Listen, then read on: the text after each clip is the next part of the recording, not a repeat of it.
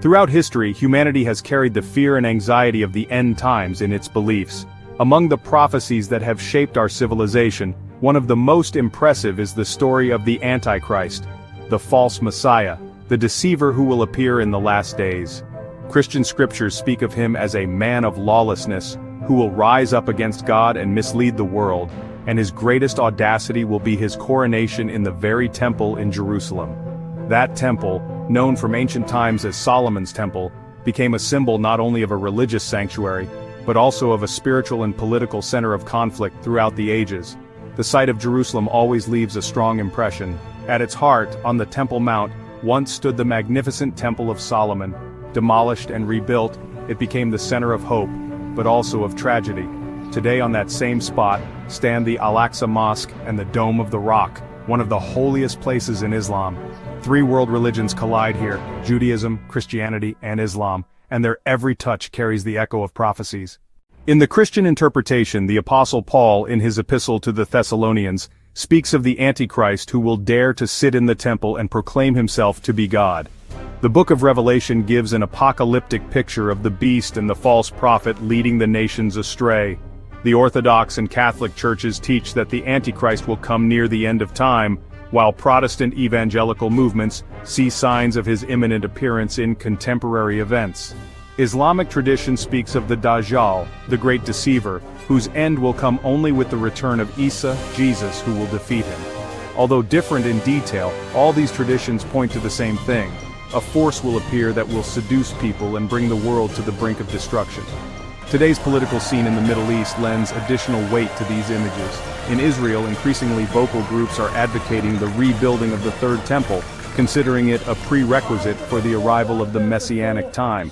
At the same time, the conflicts in Gaza and Jerusalem claim lives every day and deepen hostilities. Every tension on the Temple Mount, every conflict in its vicinity, in the eyes of many, becomes a sign of the fulfillment of ancient prophecies. The war in Gaza is polarizing not only the region but also the whole world, because the great powers, USA, Russia, and Europe, are joining the conflict, as if the world is really gathering around Jerusalem, just as the old texts predicted. Now let's imagine the moment when someone would actually start building the Third Temple. It would not only be a construction undertaking but an event that would resonate on all meridians. For some it would be a sign of the fulfillment of God's promise, for others a threat to the holy places of Islam. The resulting conflicts could lead to a global crisis of unfathomable proportions. In such an atmosphere, the emergence of a personality who would offer false peace, false salvation, and the unification of humanity could find fertile ground. It is a picture of the Antichrist, the one who comes to deceive, to raise himself above God, and to sit in the temple as if he had divine glory. But traditions do not leave us without hope. Christians believe that the coming of Christ will expose and destroy the Antichrist, while Islam teaches that Isa, Jesus, will return to defeat Dajjal and establish justice. There is a message hidden between the lines of these prophecies.